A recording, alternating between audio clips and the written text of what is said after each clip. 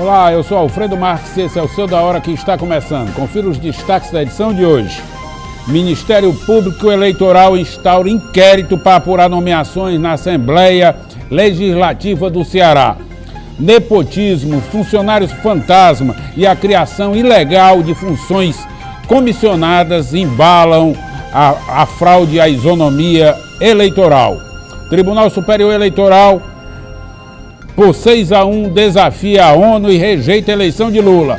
O PT garante recurso ao STF e a disputa jurídica continua.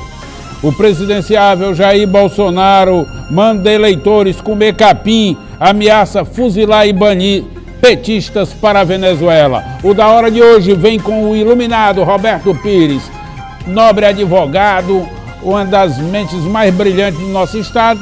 E não fica atrás Luiz Antônio Lima, meu amigo, desembargador, também advogado. Olha, já vão dar um show no da hora. Aguarda aí. Vamos com tudo.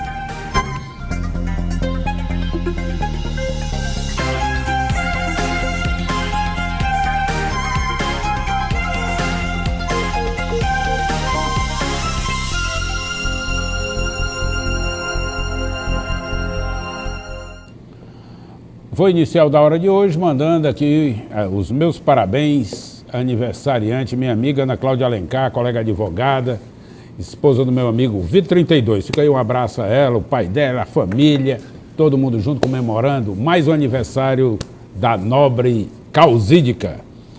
E fazer aqui os registros de quem assiste o da hora agora com a palavra, meu amigo Luiz Antônio Lima. Ok, Alfredo, boa tarde a você, ao amigo Roberto, a todos os telespectadores da TV União, aqui de olho no programa da hora. Cumprimentando aqui, Alfredo, o padre Antônio Afonso Alves, que me encontrou na semana passada e mandou um abraço. O padre Antônio celebrou a missa de corpo presente da saudosa senhora sua mãe. Ah, fica aí um abraço para ele, muito lá do generoso. Crato, ele. É, gente tá muito no boa. Crato? Não, ele é do Crato, mas sim. está aqui em Fortaleza, a serviço da igreja. Fica aí o registro e o agradecimento pela atenção. Foi muito generoso, enfim. Ele é fã do programa, viu? Agora ele pede que você tenha calma, principalmente com o Roberto. Tem dia que eu não tomo meu remédio, aí dá desse jeito, aí fica a moda Ciro Gomes. A moda Ciro Gomes, a lá Ciro. Ilustres, vamos aqui a um número arrebatador. Dr. Roberto Pires, 3.366. O que pensar de números tão trágicos? Alfredo, uma realidade que ainda não entrou no debate político. Apenas até agora só bravatas, frases de efeito e nenhuma proposta para combater esse número crescente de homicídios e outras violências. Pistolagem volta a tudo no Ceará. Na sexta-feira tivemos 2 mortes por pistolagem pelo menos. O interior todo está preocupado, porque o efetivo da Polícia Militar não dá conta e nem chega a tempo de prevenir e evitar o que é inevitável. Aquele crime de surpresa de tocaia, crime a sangue frio, a queima-roupa e o que fazer? Só muita reza, Alfredo Marques. Eu acho que nem os cantos que tem policiamento estão protegidos. E foi assim num espaço público, numa estação do Metrofó. Veja o que aconteceu com um guarda que fazia vigilância, ou que faz vigilância lá da estação do metrô. Vamos ver aí. Vai. Boa noite. Aí, ó, Roberto e Luiz. Os bandidos chegam, tiram a arma do segurança, aí depois tiram o colete do segurança e deixam o cara pasmado aí, levam o que querem e fica por isso. Agora, o que espanta aí também, Alfredo, O que é que espanta? é a facilidade, a facilidade com que os bandidos andam portando armas na cidade de Fortaleza. Você acredita que se você tivesse armado aí nessa circunstância, teria feito melhor do que o segurança? Não, acredito que não, porque é o efeito surpresa. Agora, eu acredito que se houvesse uma mudança na política, no que diz respeito ao treinamento do cidadão preparado para poder portar sua arma em certas ocasiões e se proteger, a bandidagem naturalmente ela recuaria. Infelizmente o que acontece no momento é a facilidade do bandido andar armado aonde quer, matando as pessoas e o cidadão como refém, como uma presa muito fácil. E você, eu acabei de lhe perguntar se você seria capaz de reagir de forma diferente. Mas isso... Porque nós seremos presas fáceis estando armados. Além de presas fáceis, tem uma outra questão. O ser humano é muito violento. E aqui nós já alcançamos números absurdos da violência que tem destaque nacional. Fortaleza, o Ceará, é uma coisa absurda. 3.366 assassinatos esse ano. As pessoas desarmadas. Imagine se der arma para todo mundo, como é que não vai ser? É evidente. Faroeste caboclo. É evidente que este aspecto que você está colocando, ele vai necessitar de tempo para uma mudança no comportamento das pessoas. Ele vai precisar de uma política de se adequar a essa situação. Pode me chamar de você, Roberto, o senhor falou, porque essa formalidade toda. Que vai bater mudar a legislação, porque tem muita facilidade para o bandido. Mudar em que sentido? Porque o bandido tem autorização da justiça? Não explica aí, por coisas, não tente confundir os telespectadores. Não, eu quero que você esclareça. Se Vossa Excelência permitir, eu esclareço. O que tem que acontecer no Brasil é uma mudança de cultura, de paradigma. Nós não podemos continuar vivendo uma situação como esta, onde se matam as pessoas a todos os instantes e somente a bandidagem pode andar armada para cometer crimes. E a bandidagem pode andar armada? Meu amigo... Senhor. Não, não sei se pode não, que é proibido. São tudo criminosos, estão usando a arma porque são criminosos. Lógico que querer usar e imputar a arma para todo mundo, indiscriminadamente, é como se também vai deixar o MST... o MSS, o MS, esses movimentos todos. E o que é que tem os movimentos? Não, Alfredo, na hora que começa com esse discurso falacioso, que tem que armar a sociedade, armar todo mundo... Você acha que o MST também não se armaria se fosse nessa circunstância? Está todo mundo armado, porque está todo mundo violando a lei. Não, mas não são todos criminosos. Mas não está, porque se fosse não tinha dono de terra vivo. Não tá.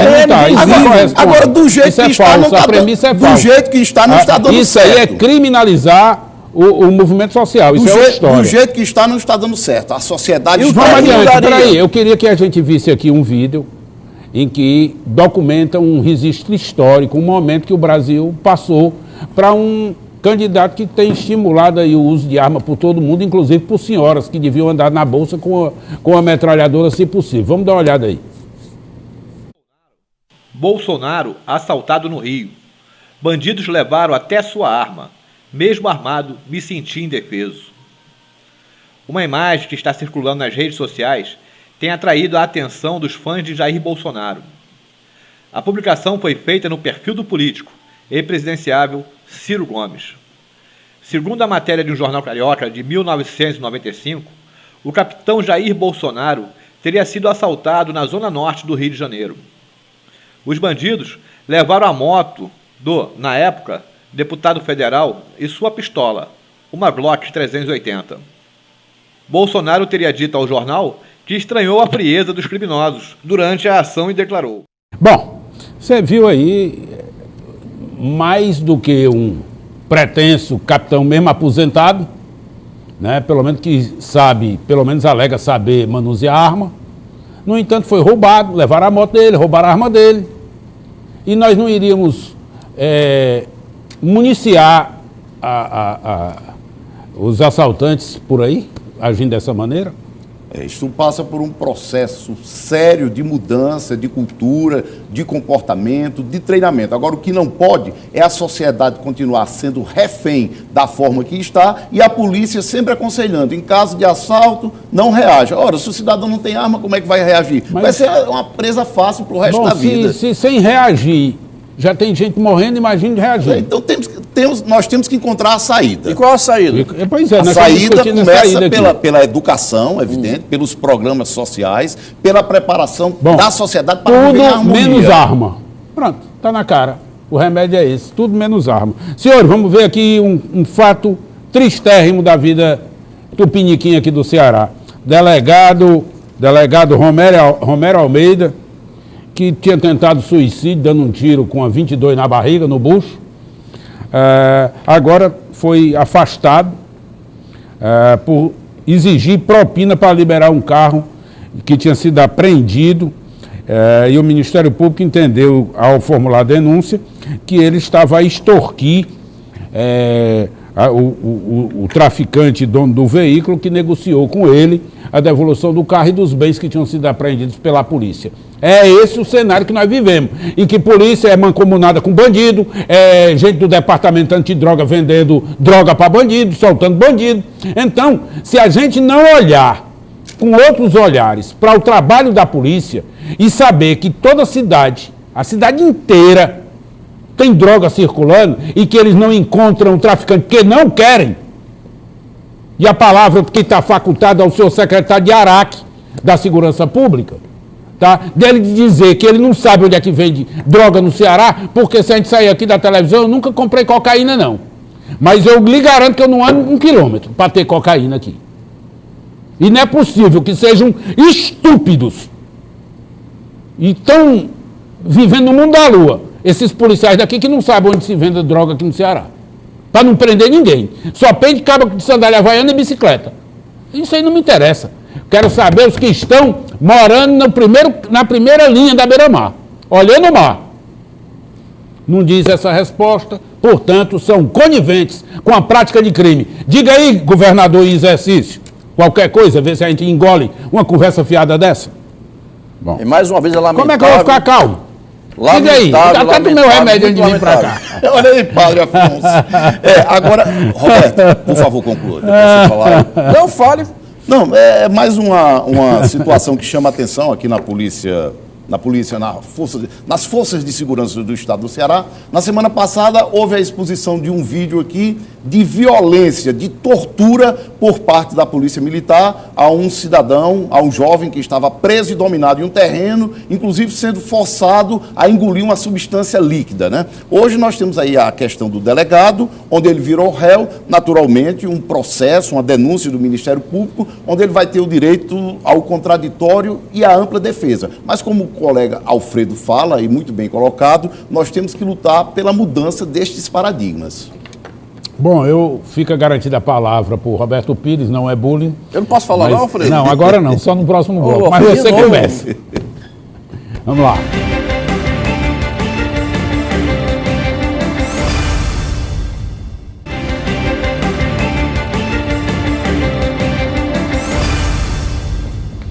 Bom, está garantida a palavra para o meu amigo Roberto Pires, mas vou puxar aqui um assunto. Ministério Público do Ceará apura se a Assembleia Legislativa contratou funcionários fantasmas para ser beneficiada no processo eleitoral. Elegeu os seus. Doutor Roberto Pires, a história se repete? É sempre assim? Alfredo, a questão não é essa. A questão é se é extemporâneo ou não, ou seja, se está dentro da época. Porque o que acontece pelo Ministério Público é uma investigação séria, mas dá tempo de excluir das urnas os improbos, os desonestos? Essa é a pergunta. Efetivamente, o que será feito para afastar esses desonestos, esses que estão abusando do poder, abusando da máquina pública para ter benefício próprio? O que me parece é apenas uma mise-en-scène, um jogo de cena, algo para inglês ver. Isso tudo, ao estilo Walter Bardavil, é uma palhaçada. Eu não consigo entender porque só agora, porque já é anunciado há muito tempo que a Assembleia tem 5.000 servidores, mais do que a cidade de Guaramiranga. Se anuncia agora, em período eleitoral, a construção de mais um anexo. Que poder é esse que a Assembleia pode tudo, e pode tudo, e pode tudo? Isso é um absurdo que nós estamos vendo. O Ministério Público, muito importante para a sociedade, às vezes não consegue dar conta de tantos afazeres e dar as explicações necessárias que a sociedade tanto quer e cobra. Eu queria fazer até um questionamento. Atenção, Ministério Público Eleitoral. Os senhores que estão aí a garantir o processo isonômico nas disputas eleitorais, garantindo a todos uma paridade, fica um questionamento. A Prefeitura de Fortaleza tem, o prefeito tem seu irmão como suplente e maior doador de campanha de Cid Gomes ao Senado Federal. A Prefeitura de Fortaleza não parou de gastar dinheiro com publicidade. Eventualmente, ou como sempre, escolhe aqueles de sua conveniência.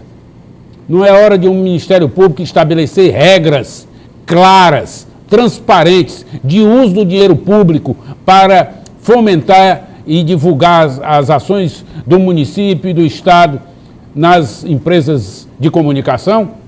Ou será que esses recursos estão sendo utilizados para propagar indevidamente, ilegitimamente e catapultar candidaturas distantes do interesse da sociedade? E usando verba pública. Fica aí a denúncia, porque não há transparência, há dispensa de licitação e essa condição é constante. Pura verdade.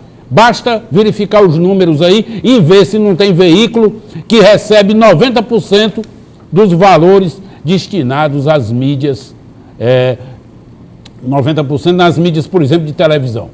Tá?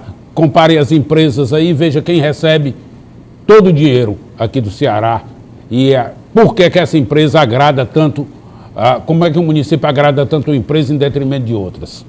Bom, vamos aqui a um número gravíssimo. Alfredo, excelente ponderação sua, e essa forma de usar a influência da opinião pública muitas vezes não tem trazido para a sociedade a proteção dos interesses maiores, que é os postos de saúde. Eu quero consultar você, telespectador, que pode participar através do WhatsApp, aonde está o posto de saúde que lhe atende bem, com qualidade e com eficiência, aquele que a propaganda mostra que parece um sírio-libanês de São Paulo.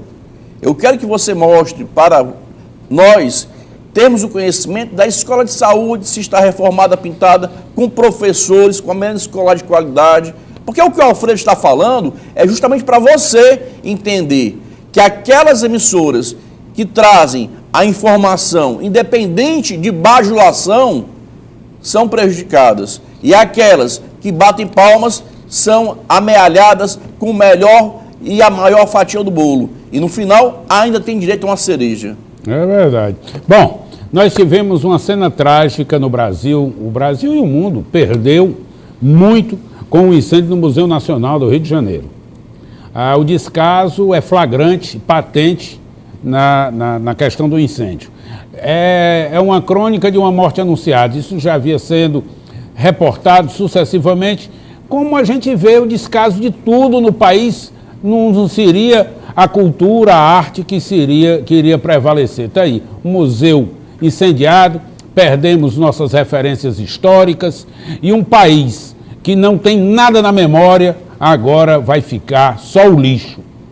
Tá? Como o rescaldo aí do incêndio, só lixo. Senhores, perdemos as nossas referências antropológicas na América Latina, o crânio do ser humano mais antigo encontrado nas Américas também foi consumido pelo incêndio, e obras raríssimas e de alta qualidade do mundo, da história do mundo, também se esvaiu em chamas. O que dizer de um país que não respeita a sua história, doutor Luiz Antônio? Alfredo, o Brasil está de luto. É uma coisa lamentável, Roberto. O museu, que foi denominado na sua criação em 6 de junho de 1818 pelo rei Dom João VI, Museu Real, né? Infelizmente sofre aí a sua queda, e pela desídia, Alfredo, pela desídia das entidades públicas, no caso aqui o governo federal. O museu é vinculado à Universidade Federal do Rio de Janeiro. Falam em tragédia anunciada, porque há muito que estava sendo denunciado que se tirou os recursos de onde já não existia. Daí a falta de manutenção e, lamentavelmente, esse incêndio que veio colocar abaixo o acervo que continha lá coleções de geologia, paleontologia, botânica, zoologia, antropologia, biológica, arqueologia e etnologia. Quer dizer, faltou recursos para manter um museu de importância mundial. De pinturas, nós tínhamos acervo de mobiliário, a questão do crânio do Império, Luísa, né, a memória do Império estava ali. Né? Então, lamentável. Agora, como é que pode, com tanto avanço tecnológico, Roberto, a ciência, a tecnologia ainda não tem recursos para evitar de forma eficiente que tragédias como essa aconteçam? Eu acho que recursos tem, nós não temos governantes desinteressados na matéria. Me meti aqui na conversa, mas vamos mudando de assunto. Doutor Roberto Pires, dia 9 está aí agendado ou pré-agendado mais uma paralisação de caminhoneiros. O que esperar de um país que não cumpre acordos? Está aí, o caso dos caminhoneiros é um desses. O governo acenou com 1.500 possibilidades e, no entanto, não para de sobretaxar o combustível. E, lógico que está impactando aí na vida, no dia a dia dos caminhoneiros. Como é que é a tua leitura? Alfredo, é uma leitura muito cautelosa e, ao mesmo tempo, muito crítica. O Brasil vive hoje um dos momentos mais caros para a sociedade, o de repensar o futuro da nação. Nós não podemos esquecer que falta de recursos para tudo. O recurso que faltou para proteger o museu é o recurso proveniente dos impostos. É o recurso que muitas vezes se esvaira na corrupção, mas ao mesmo tempo não dá para beneficiar a todos. O que acontece hoje é que muitos empresários querem a garantia que terão lucros no setor de transporte rodoviário brasileiro. Aqueles estão realmente interessados em quê? Não é no bem do Brasil. Essa semana, uma emissora de televisão fez uma denúncia gravíssima, mostrando o que faltou de investimento em infraestrutura rodoviária no Brasil. Não se trabalhou nas estradas, não se trabalhou nas rodovias, não se trabalhou nos trilhos, em canto nenhum. O Brasil sofre de uma logística precária, atrasada, mas não é de hoje, é desde 2004. O Brasil parou no tempo e nas rodas, e agora querem que tire o dinheiro da saúde para subsidiar os empresários. Eu fico muito preocupado com esse discurso, porque tem caminhoneiros autônomos, tem grandes corporações de transporte rodoviário, mas quem paga a conta é o contribuinte, com subsídios do combustível. Bom, Ciro Gomes garante que vai processar a revista Veja. Está indignado, diz que a revista é moribunda, diz que tem uma vida limpa, que jamais foi processado por qualquer escândalo, mas ele devia se ater à denúncia formulada pelo ex-tesoureiro do último partido que ele teve, do PROS, que disse que entregava dinheiro a ele, que ele sabia de tudo, que vendeu facilidades dentro do PROS e que o senhor Ciro era o interlocutor com ele. Ele devia, além de processar a revista Veja pela falsidade, mas ele devia rebater as acusações feitas pelo tesoureiro do partido dele na época.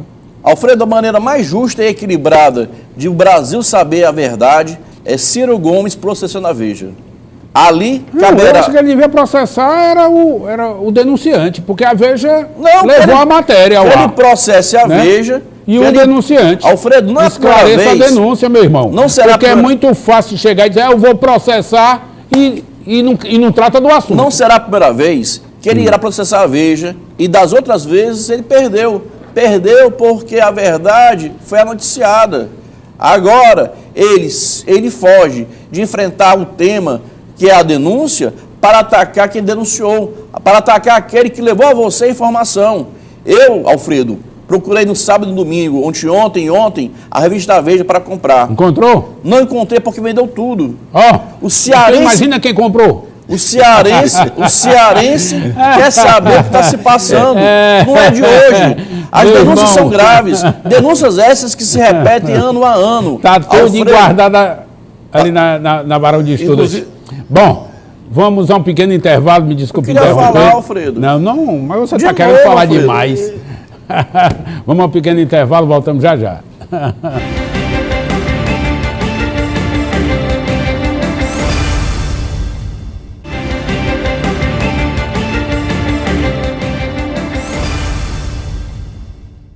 O advogado do ex-presidente Lula contestou a cobrança de uma multa de 31 milhões de reais aplicada pelo juízo de Curitiba, no caso do triplex, dizendo que a medida fere dispositivos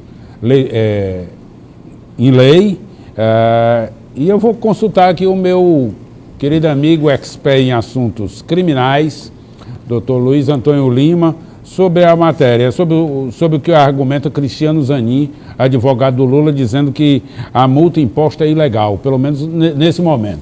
Naturalmente que a defesa do presidente Lula aqui está correta, Alfredo, porque o Código Penal e a Lei das Execuções Penais afirma que o pagamento da multa, a execução da multa, seria após o trânsito em julgado da condenação. Ocorre que houve as alterações diante do Supremo Tribunal Federal, onde a execução da pena já está sendo aplicada a partir da condenação em segunda instância. Então, naturalmente... Não, mas é uma condenação, é uma antecipação da Exatamente. de pena. Naturalmente que o Ministério Público já quer seguir o mesmo caminho, né? Mas na hora que ele toma o dinheiro e cabe volta nessa ação? Bem, aí no procedimento? Aí esse dinheiro, naturalmente, se for pago, ele vai ficar em conta judicial até que o processo transite em julgado. Bom, essa é mais uma novidade, legislando por Lula, né? Bom, na sexta-feira teve o julgamento do Lula e o advogado do Lula, que compareceu ao TSE, já iniciava a fala dele, dizendo que se a decisão não fosse favorável, recorreria, e como parece que farão. Doutor Roberto Pires, é só mais luta jurídica? Alfredo, hoje o PT não tem nada. O PT se acabou com a corrupção. Os fatos que vinham sendo construídos nos últimos anos, tanto é que o governo Dilma ninguém fala, ninguém lembra. Se agarram e se abraçam a única bandeira que ainda sobrevive, que é o Lula. Agora, ao defender a repercussão que é dado ao caso do julgamento do Lula, na qual ele não é mais candidato a presidente do Brasil, se faz uma maneira de tentar manter ainda vivo o nome do PT. Mas, por outro lado, os seus candidatos, procure saber quem é candidato pelo partido 13, se ele tem o nome da Estrela, se ele tem o nome do PT, ou se ele faz de tudo para desvircular-se do partido. O partido hoje que é cima da corrupção. Eu não estou vendo esse problema, não. Tá porque até tem gente aqui tem gente aqui no Ceará que a Justiça Eleitoral está mandando tirar a vinculação com o Lula. Eu estou falando, eu estou falando aqui do candidato ao Senado, presidente do Congresso Nacional, Eunice Oliveira. O Lula ainda, Alfredo. Sim. É o Lula. E eu estou falando do PT. PT e Lula não são sinônimos. Não são, não? Não são sinônimos. Vejam só que estão tirando... Como é que você dissocia? Dissocia tirando o símbolo, tirando o nome e tentando agarrar... Se você quer tirar o quê? Tiraram tudo. Explique. Não, já tiraram. Explica.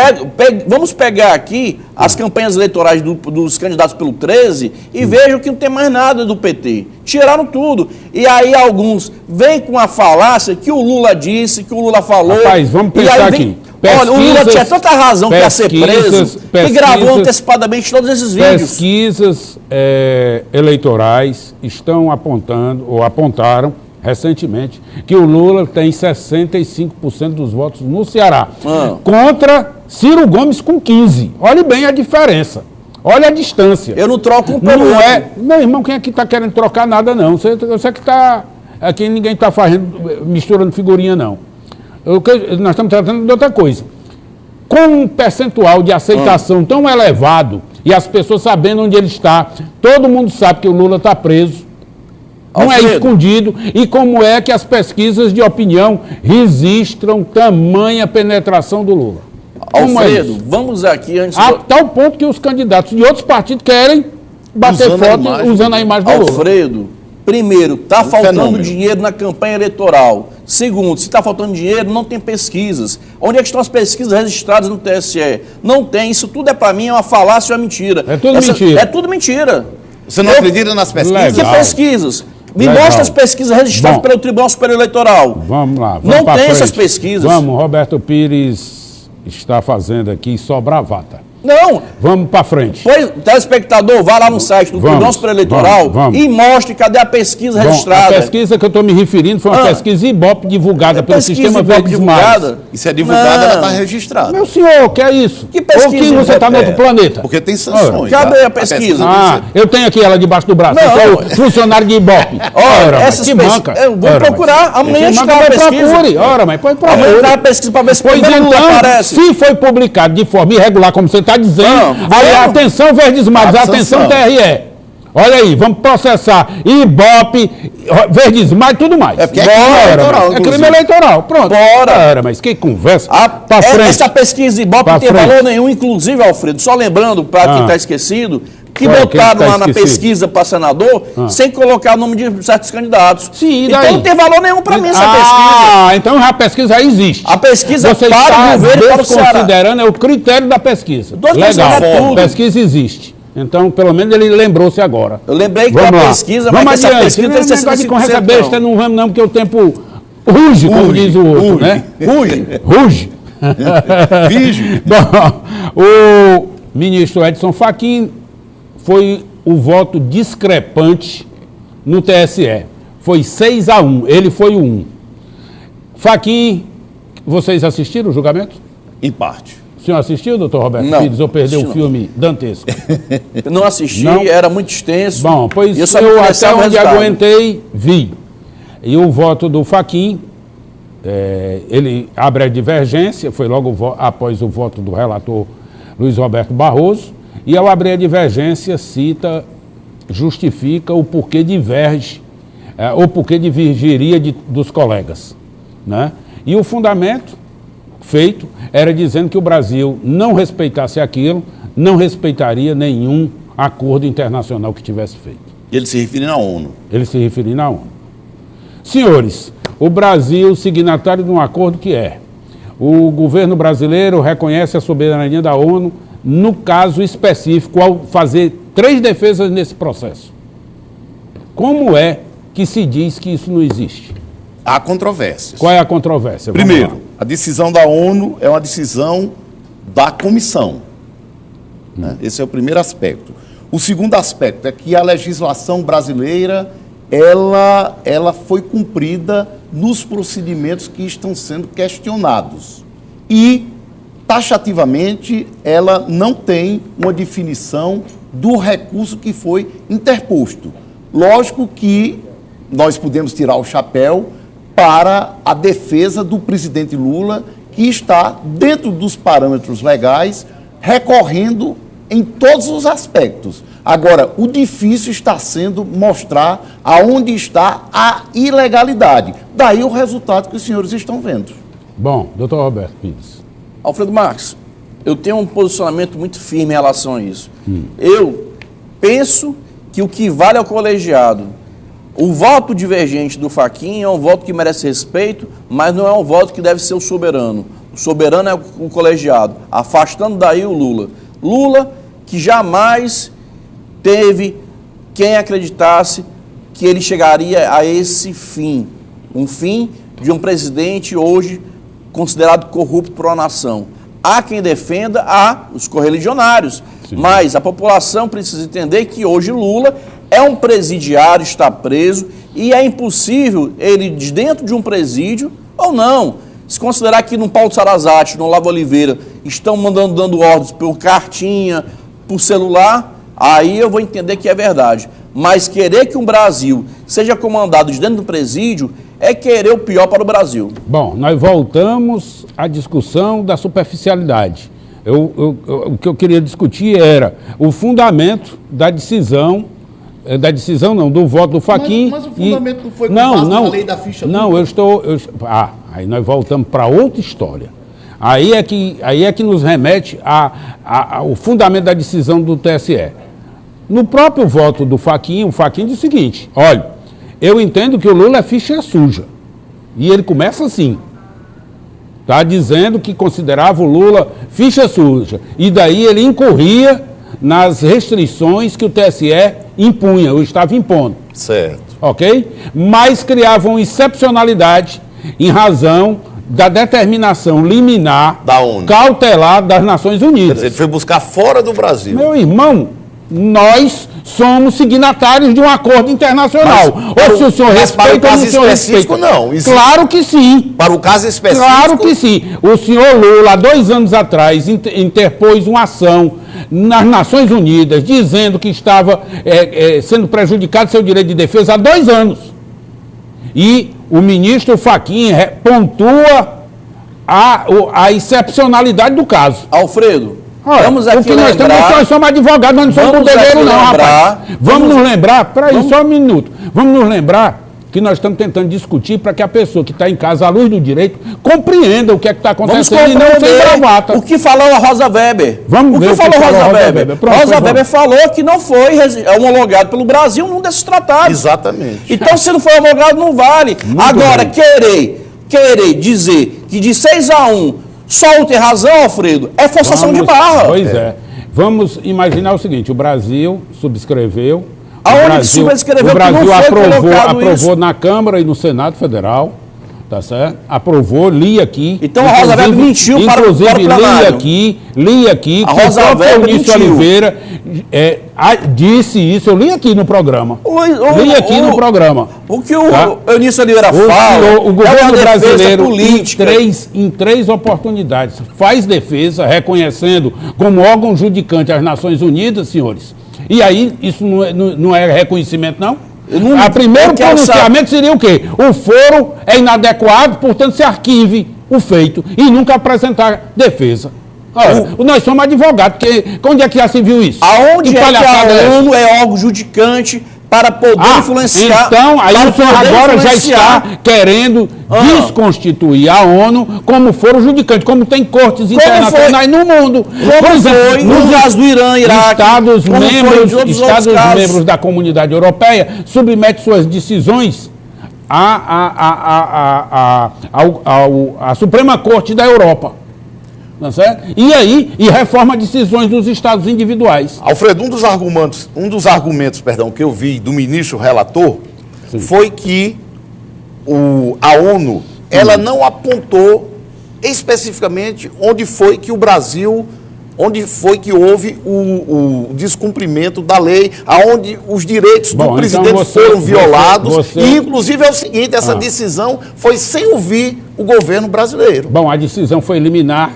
A decisão é liminar. Via de regra, inaudita alterar parte. Sem anuência da parte contrária. Não precisa disso. Mas o Brasil já tinha feito a defesa dele, estava na iminência de um prejuízo flagrante, que é o processo eleitoral, em razão disso ela foi concedida. Agora, engraçado é que isso não é visto para todo mundo, né? Não é visto para todo mundo, Nós vamos para o sofisma. Não é visto para todo mundo. Para o presidente é visto, para outros candidatos, inclusive para candidatos ao Senado. Não tem outro Tem outros por aí. Quem interpôs... Não para presidente. Quem interpôs a ação foi o senhor Lula da Silva. Não foi presidente, não foi candidato, não foi nada. Foi há 2 anos atrás. Vamos ao intervalo, voltamos já.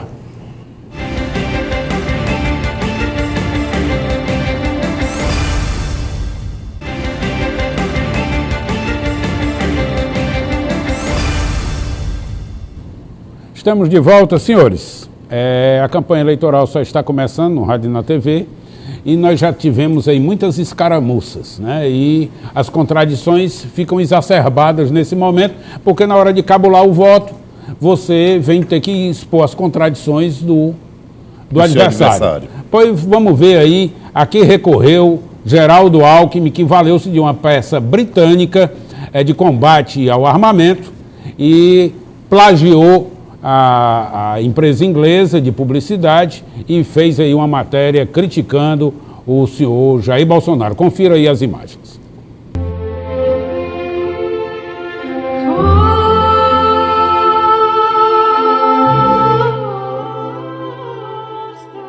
Bom, você vai conferindo aí, as imagens são semelhantes, doutor Luiz Antônio, doutor Roberto Pires, e lógico que guarde as proporções do interesse, inclusive, tá? Mas a oportunidade é muito semelhante, tá? As cores, a dinâmica da mídia é muito igual, muito igual. Inclusive está sendo trazida aí a violência, a bala, né? Sim. O sangue para as campanhas. Bom, tá aí no fim é mais ou menos o seguinte, não é com bala que se resolve, né? Não é com bala que se resolve. E o plágio intelectual, óbvio, cabe uma reprimenda, não precisa disso, certamente não precisa disso. Isso significa dizer que o sistema, infelizmente, está falido. O sistema está falido, quando se chega ao ponto de se discutir uma campanha presidencial dessa forma. Como assim? Não estou entendendo nada que vocês estão falando. Vocês estão falando que está falido, o que está falido? Fizeram a cópia. Nada no Brasil, nada no mundo se cria, tudo se copia. Isso aí é uma máxima que se usa. Se pegou uma ideia boa... Me perdoe, Roberto Pires acabou de dar descarga no direito autoral. Direito autoral... Cadê a lei? Não é nada se cria, tudo se copia, tudo se acabou. copia. Pronto, acabou-se. Então, se tudo se copia, direito Alfredo, autoral, esqueça. Alfredo, o que tem que se entender é o seguinte, essa propaganda é patenteada para se ter Não direitos precisa protegidos? disso, não. Claro Não. que sim. Como uma música, como... Alfredo, mas não é lógico. assim não, como um Alfredo. livro. Ora, claro que sim. Ora, não. Não. Aí, o óbvio, quem tem claro que não. legitimidade Não. que essa é propaganda inglesa, vai para a ONU reclamar. Vá, muito bem. Bolsonaro diz o seguinte, o que torna uma mulher forte, tanto quanto um homem, ela tem uma arma na bolsa. Eu lhe pergunto, a maioria dos crimes são domésticos. As mulheres são mais vítimas dentro de casa do que fora de casa. É a hora da esposa atirar no marido?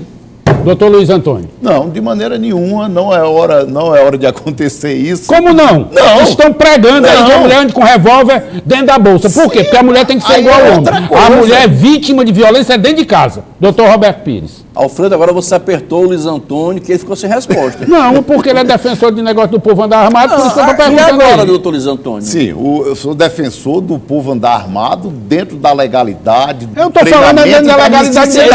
A mulher andar dentro a de mulher casa apanha armada. dentro de casa, é Não, dentro da legalidade mesmo. É dentro da legalidade. Sim, mas se ela tiver que se defender dentro de casa, infelizmente, se for o caso... Taque bala. Não é por aí, Alfredo. Não, é por aí. é ou não é? Não, Agora você ainda perguntou, Alfredo. vamos organizar esse debate pela ordem. Não fuja. Vamos organizar o debate Sai pela de cima. ordem e discutir dentro da técnica. Violência doméstica é uma coisa, violência urbana é outra. Uma coisa é, eu defendo, eu gostaria que a minha mulher tivesse preparação, fizesse um curso e tivesse o direito de andar armada para se proteger. Pronto, ela no tem, meio da ela rua, foi preparada. para ela ter a defesa. Vamos partir do que o Estado pressuposto que não ela dá foi para ela no preparada, meio da está rua. armada, tem porte de arma. E vamos Aí o imaginar senhor que chegou uma dando outra prisão mulher, nela. não, outra mulher que não seja a sua, que tenha cumprido esse mesmo checklist, tem os mesmos requisitos e o marido bate nela. Como é que fica? Como é que fica? Eu defendo o porte de arma não para esta finalidade Não. que você está expondo. A arma só serve para matar. eu estou Não serve respondendo. para a gente almoçar, não serve para a gente beber, não serve para a gente vestir, não serve para nada, só serve para matar. Os senhores estão perguntando e eu estou respondendo, faço questão, inclusive, de Vamos responder adiante. de forma específica. Vamos adiante. Não, vamos mas adiante. eu vou adiante sem resposta. Eu fiquei curioso. TSE. Se me derem tempo, eu respondo. Não responda Não não. responda mais não, que você Responda perdeu a sua não. vez. TSE disse o seguinte, que Bolsonaro frustrou a tentativa do Bolsonaro e negou que ele tivesse o direito de esconder, porque ele queria esconder, queria impedir que os veículos de comunicação falassem da aval do Açaí, funcionário é fantasma dele. Senhores, é muito do faço o que eu digo, mas não faço o que eu faço? Né? Aí é que está, né? Nós precisamos trazer as coisas para a discussão dentro da realidade dos fatos, sem fugir de nenhum tema. Ou seja, não se pode esconder, Roberto, a poeira debaixo do tapete. Uma hora você vê um governador dizer que nunca esteve envolvido com propina, nunca recebeu vantagem indevida. Tudo bem, vamos acreditar na palavra do cidadão. Mas o seu irmão diz que a corrupção está no DNA do ser humano. E o açaí? O outro aqui que prega a moralidade sobre todos os aspectos tem essa denúncia contra ele de uma funcionária fantasma. Então que se investigue, que se puna dentro da lei e que se traga ao conhecimento da sociedade a conduta daqueles que estão querendo presidir a nossa nação. Já que você não saiu de cima do muro, Luiz Antônio, eu vou ter que defender o Bolsonaro. Vixe, Me mano. cabe aqui a defesa do Bolsonaro. Por que lhe cabe? Porque todos esses políticos que estão em Brasília têm um assessor. Você está Todos têm um instalando assessor. assessor dele. E aí agora vem questionar se o único que tem um assessor dentro de casa, fora de casa, na rua, na padaria, é o Bolsonaro. E aí eu fico perguntando, por que só o Bolsonaro agora que está sendo colocado nessa Cruz. Porque só ele tem aval do açaí, outros não tem. Tem outras atividades, mas no açaí só ele. Não, aval é só o do Bolsonaro. Mas querer imputar a culpa de Bolsonaro a isso... Vamos ver mais. Olha, ele foi pródigo, ele botou para lascar nesse fim de semana. Ele lá no Acre... No Acre? Foi, eu acho que foi no Acre, exatamente foi isso. Ele disse o seguinte, que queria mesmo era desmatar a Amazônia, com outras palavras. Vamos dar uma olhada aí. Para a agricultura tem que ser preservado como meio ambiente. Vamos fazer isso. Você quer uma licença, por exemplo, até para derrubar uma árvore que já morreu, leva 10 anos. Você quer fazer uma pequena central hidrelétrica, é quase impossível. Não podemos continuar admitindo uma fiscalização xiita por parte do ICMBio e do IBAMA, prejudicando quem quer produzir. Eu acho que um dos problemas do Bolsonaro é que ele diz a verdade que ele acha que tem que dizer, ao passo que outros não têm coragem de dizer o que acredita, mas termina fazendo muito pior, por tabela. Bom, você está advogando que vale tudo, com todas essas restrições, com todo esse mundo xiita que ele diz que tem, ainda assim a Amazônia todo dia é degradada mais um tanto, né? Imagine se não fosse, né? Aí eu é que devolvo a pergunta aí. Se tomando as medidas inconvenientes que são, todo ano a gente tem recorde mais recorde de desmatamento, senhores, se a gente flexibilizar, nós não vamos ter nada, só um deserto, mais um, né? Eu estou pensando que estão distorcendo a fala. Diga aí, vamos lá. Estão distorcendo a fala porque, primeiro, a Amazônia teve uma redução na sua área nos governos do PT, nos governos anteriores. Bolsonaro sequer foi eleito. Ele não teve. E o que é que ele está não. defendendo? Está defendendo uma agilidade no licenciamento ambiental. Mas não teve, não. Agora sou eu que vou concordar com o Roberto. Toda hora teve, tá tendo avanço. Avanço sucessivo sobre as terras da Amazônia. Mas não foi no governo do Bolsonaro. Mas quem é que está dizendo? Ele nunca governou nada, ele não governou nem a Val do Açaí, nem a loja de açaí. Não, quem está dizendo é ele. Mas vou dizer o seguinte, para a gente encerrar o programa de hoje. Foi ministro do meio ambiente. Foi para a gente encerrar o programa de hoje. O marido dela é o maior desmatador da Amazônia. Vixe Maria, mas aí não pode ser. Mas tem denúncia nesse menor fundamento. Alfredo. Não, mas deixa eu mostrar aqui esse vídeo aqui, que senão a gente vai acabar o programa e não mostra nada. Bolsonaro manda os eleitores do Lula comer capim e ameaça metralhar o povo e mandar para a Venezuela. Vamos dar uma olhada aí. Acabando aqui a maratona do Rio, né? Gritou golpista, só tem o moço aqui, ó. Então alguns gritaram Lula, natural, normal. E eu estou oferecendo aqui de graça um almoço para os eleitores do Lula. Tem que ter pouco, né? Mas aqui é um passo muito bom, dá por 50 almoçar aí. Eleitor do Lula, como acabou a mortadela, sobrou um capim para você. Bom, e agora no Acre, ele com uma metralhadora dessa de derrubar avião, está dizendo que vai matar os petistas, fuzilar os petistas e um tripé. Tripé de câmera. Pois é, então ele fazendo de conta que é uma metralhadora. Vamos ver aí as imagens. Pronto.